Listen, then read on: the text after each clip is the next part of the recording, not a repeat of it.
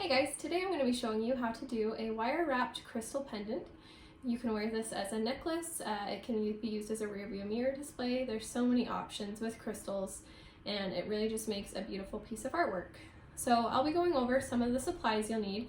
I'll go over the tools, I'll go over what types of wire will be most effective. I'll also help you in choosing the correct type of crystal, not that there's an incorrect type, just kind of assisting you to find a shape and type of stone that will be the most effective. So to start out, I have had an interest in rocks and stones since I was a small child. I was always the type that enjoyed rock collecting. I had a huge collection. Anytime we were out traveling, I would love to stop at the rock shops and just see what treasures I could find. And so now as an adult, I have brought this into a hobby that I actually quite enjoy. I do sell some of my crystal jewelry. And so I just like to kind of share that with the world. When I first started this journey into learning how to crystal wrap, I really had a difficult time in finding effective video tutorials. And so I just figured I could be that change and kind of show you guys some really great ways to go about your crystal wire wrapping to make something really neat. I'd like to go over some of the supplies with you. We've got some regular wire, some thin wire here. I really like to work with a thinner wire.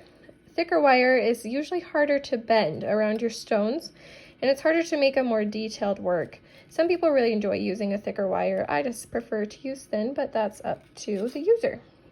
I've got some regular wire cutters, some round nose pliers, and some regular pliers. I've got two regular rings, two crimp rings, and then one lobster hook. And then we've just got a regular piece of leather cord here. Now, you can really choose a lot of different stones that will be effective for you. I like stones that have a bit of a shape to them.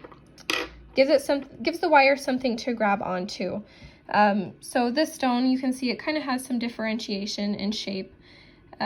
Just choose something that's not going to be perfectly smooth or round, because the basket that we'll be creating out of the wire will just not cling to the rock, and your rock will just slide out, making it ineffective as a pendant.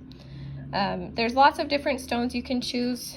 For example, I've got this stone right here. This would make an effective wire wrapping.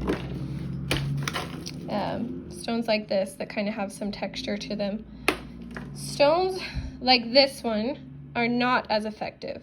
Polished stones usually are too smooth, just making it ineffective for the wire to cling onto. This stone would also be an example of an effective one. There are ways to do this that I have experimented with. I just won't be showing you how to do that in this tutorial. I'm just going to be doing a regular wire wrapping tutorial, so enjoy. All right, so to start out, we're going to measure about 2 feet length worth of wire. Cut that off from our spool. Then we're going to fold it in half and give it a nice cut. And then we'll fold it in half once more so that we can find the middle of the two. And then we're going to create a little X right here with our 2 wires, and then just start to give it a couple little twists to twist these 2 wires together. What this is going to help us do is to form the basket for our stone. So we just want to measure up along this copper splash. Just make sure that we've got a long enough twist, which we do. So then what we do is we take these wires to the other side, just like so. And then we move these up out of the way. And we're going to cross these just like we did the first one and give it a little twist to create our basket to hold it in. And this will go up.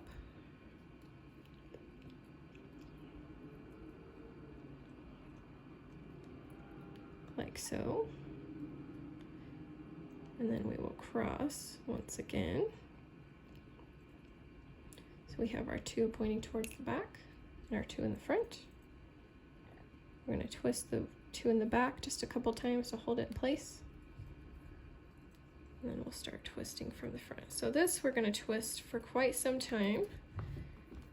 What we're going to be doing here is twisting enough wire to create our loop to put our cord through.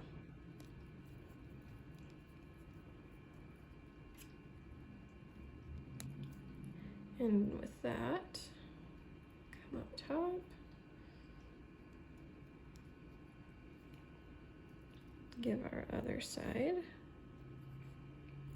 a few twists as well.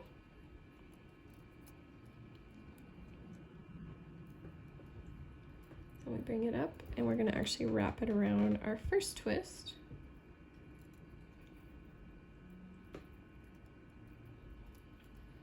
And then I'm going to grab these round nose pliers and we're just going to start to form our loop at the top for a cord to go through. Just kind of let it work itself around the roundness of these pliers.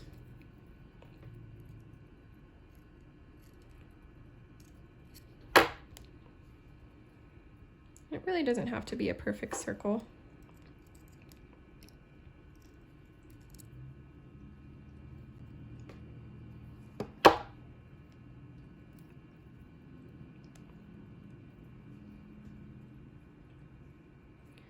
All right. Now we take all of these cords together and wrap it around itself. Like so. We've got our loop. And then we cut off all these excess wires. Don't cut it right to the base so that we can kind of tuck those sharp ends in. You can just take it with your thumb. And just like that, we have our little wire wrapping. So now I'm going to kind of show you how to prepare just a regular leather cord to make it so that it can be used as a necklace strand. So first what we do is we're going to take one of our little crimp rings, put that right on the end. This part's always a little bit tricky. I'm going to take our regular pliers and push those ends down around the cord. Just crimp them down nice and tight. Come to the other side, bring that up around. Just give it a few squeezes, make sure it's on there nice and tight. Okay, do the same thing to the other end.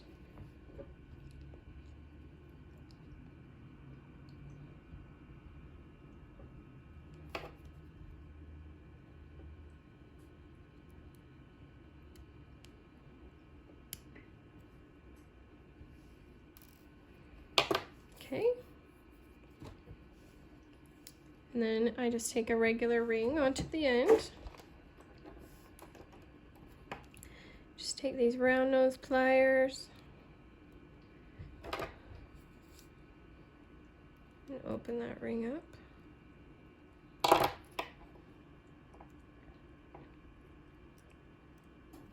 Okay. Grab our lobster claw.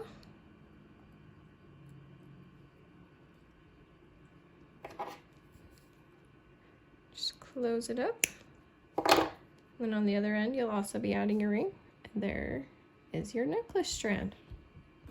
And just like that, we have our completed necklace. Thank you guys for watching.